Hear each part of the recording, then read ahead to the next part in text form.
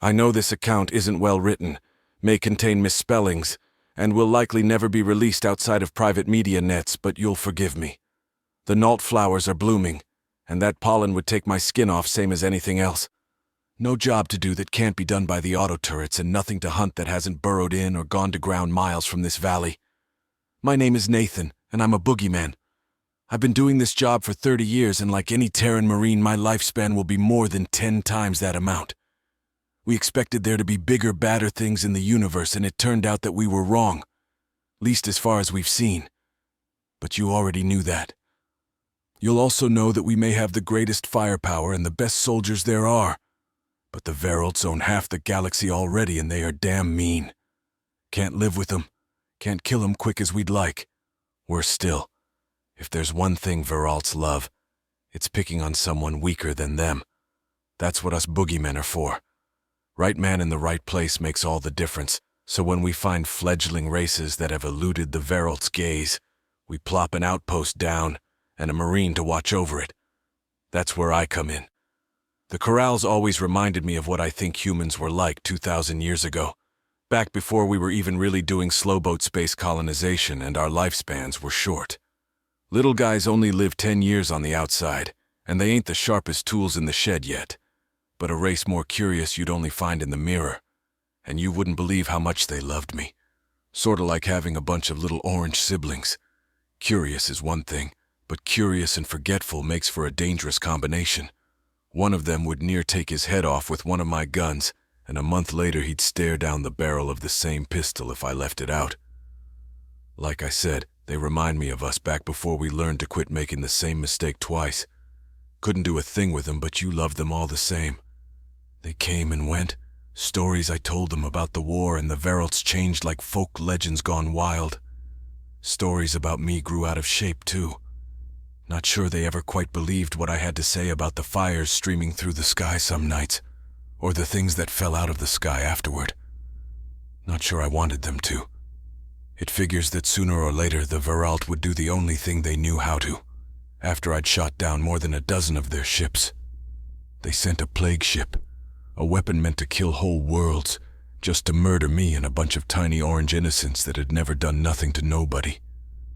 I shot it down, same as the others, and a boogeyman's trained for a lot of things. Cleaning up a plague ship isn't one of them. Maybe they knew that. Now everyone knows a boogeyman does without support. No supply lines, just a man, a mission, and enough firepower to convince the odd Veralt that there's actually a human base on this rock. Truth of the matter is, I'm so far ahead of my supply lines that I'm all the Corral have.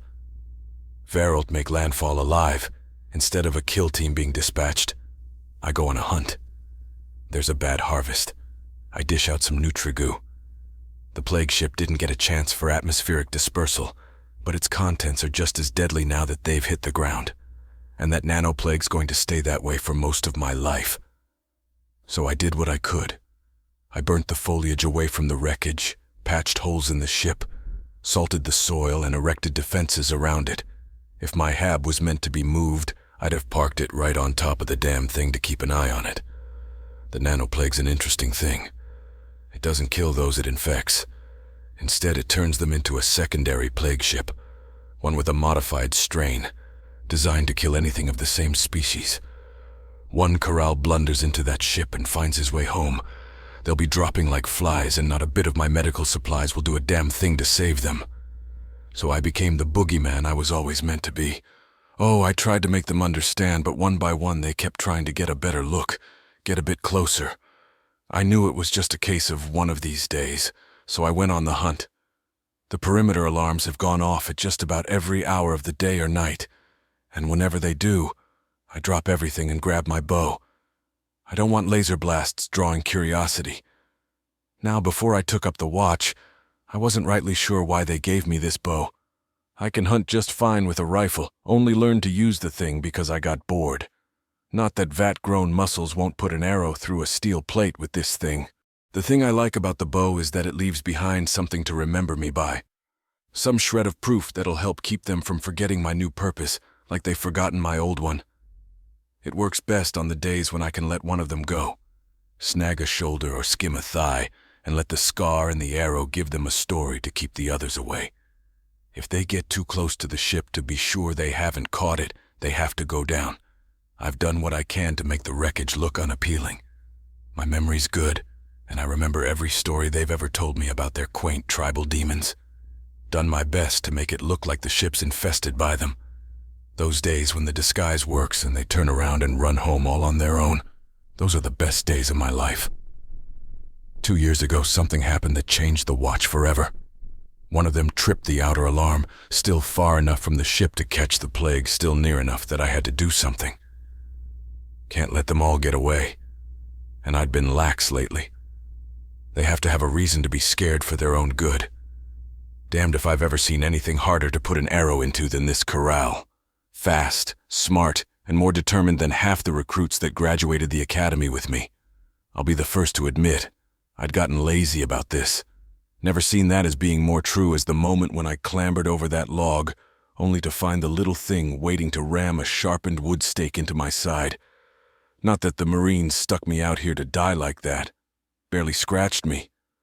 All he wanted to know was what he'd done to wind up spending a day with a monster like me. And maybe it's just human curiosity kicking in. But I'll be damned if I didn't want to find out what'd happen if I told him. So I dusted off the speech I hadn't given in near 10 years. He listened to the whole thing, eyes burning like he thought he could ignite me and save himself with his gaze alone. Then I decided that I could let just one more go and sent him on his way. 3 days later, I wind up back by the ship, and there he's standing, sharpened stake in hand, outside of the burnt-out circle, outside of the alarms.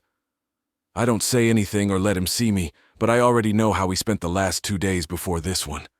A week later, and there's 2 of them. By the end of the month, there's 6. I start noticing that they're switching out, watching in shifts. One by one, they seem to be recruiting. The watch has changed hands, and I know it. It's been 2 years since I last had the perimeter alarm go off. Old Corrals leave the watch, new ones join. I don't even know whether they're keeping their brothers away from the ship or away from me, but you can see it in their eyes. Responsibility, honor, and pride. They're remembering, even if the rest of their kind forgets. My shift on this rock is almost over, but I think I'm going to request another. Not because I doubt them. I'm just wondering if this is what they learned in 30 years, what'll I see in another 30? Corrals, fuck yeah.